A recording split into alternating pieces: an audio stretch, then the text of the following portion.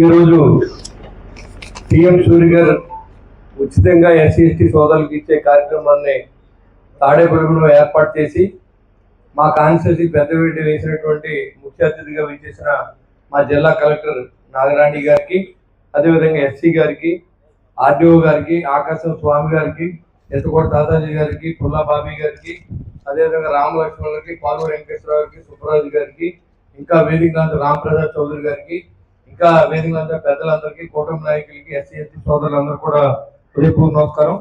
ఇవాళ కలెక్టర్ గారు అంతా చాలా విపులంగా మనకు చెప్పడం జరిగింది.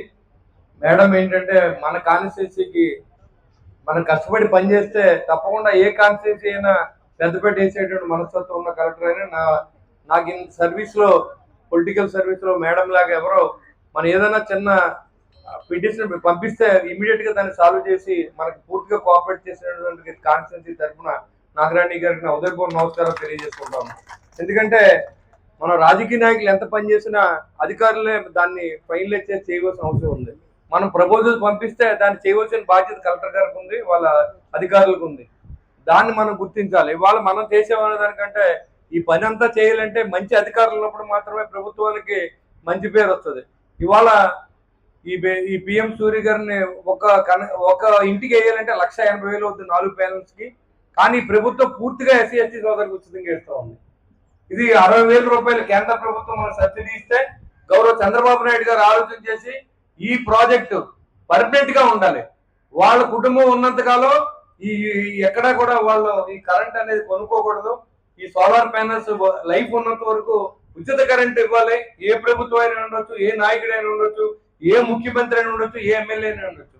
కానీ ఎస్సీ ఎస్టీ సోదరుల పట్ల ఆయనకు ఉన్నటువంటి అభిమానాన్ని మనం తెలుసుకోవాల్సిన అవసరం ఉంది. అంతేకాకుండా గత ప్రభుత్వంలో ఏదైతే ఎస్సీ ఎస్టీ సోదరులకు ఉన్నటువంటి విదేశీ అంబేద్కర్ విజన్ కానీ, ఎస్సీ ఎస్టీ సోదరు సబ్సిడీ లోన్స్ కానీ, కార్లు కానీ అన్ని కూడా ఉచితంగా ఇచ్చిన సందర్భం మీకు తెలుసు.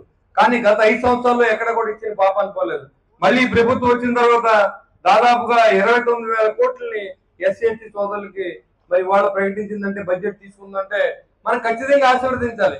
ఇంకా చాలా మంది మేమంతా జగన్ గారికి వేస్తాం, మేమంతా అని మాట్లాడతాం, చాలా దురదృష్టకరంగా కనపడతాం. ఎందుకంటే మీ సంక్షేమం కోసం, మీ అభివృద్ధి చెందడం కోసం మరి పనిచేసే ముఖ్యమంత్రిని ఆశీర్వదించకుండా, ప్రభుత్వాన్ని ఆశీర్వదించకుండా మనకు అన్యాయం చేసిన వ్యక్తుల్ని మన వాళ్ళతో మనం ఉండడం అనేది ఎంతవరకు కరెక్ట్ అనేది మీ అందరూ కూడా ఒకసారి ఆలోచన చేయండి. మీరందరూ కూడా మరి అక్క చెల్లెళ్ళు ఉన్నారు, అన్నదమ్ములు ఉన్నారు, అందరూ కూడా న్యాయం ఆలోచించాలి. మనకి ఎవరైతే మంచి చేసిన వ్యక్తులకి ఉపకారం చేయకపోయినా పర్లేదు, కానీ అపకారం చేయకూడదు. మీ గురించి చాలా మంది వ్యతిరేకంగా పనిచేసినప్పుడు కూడా ఇవాళ ముఖ్యమంత్రి గారు ఒకటే అన్నారు, ఎస్సీ ఎస్టీ సోదరులు అంటే ఎక్కడి నుంచో వచ్చిన వాళ్ళు కాదు, మళ్ళీ మన కుటుంబ సభ్యులంతా తెలిసి తెలియక ఏదైనా చేసిన వాళ్ళకి పెద్ద మనసు మనందరం కూడా ముందు వాళ్ళకి మెరుగైన సౌకర్యాన్ని అందించాలనే ఉద్దేశంతో ఈ కార్యక్రమాన్ని చేపడుతూ ఉన్నారు.